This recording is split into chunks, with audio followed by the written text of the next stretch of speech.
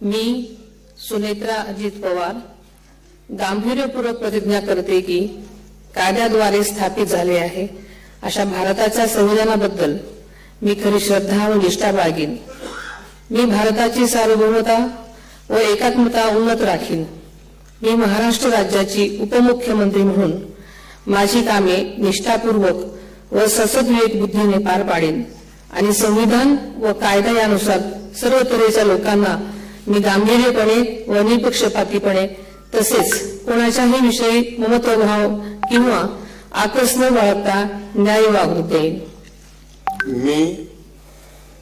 मी सुनेत्रा अजित पवार गांभीर्यपूर्वक प्रतिज्ञा करते की महाराष्ट्र राज्याची उपमुख्यमंत्री म्हणून माझ्या विचारार्थ आणली जाईल किंवा मला ज्ञात होईल अशी कोणतीही बाब अशी उपमुख्यमंत्री म्हणून माझी कामे यथायोग्य पार पाडण्यासाठी आवश्यक असेल ते खेरीज करून एरवी मी कोणत्याही व्यक्तीला किंवा व्यक्तींना प्रत्यक्षपणे वा अप्रत्यक्षपणे कळवणार नाही किंवा त्यांच्याकडे उघड करणार नाही।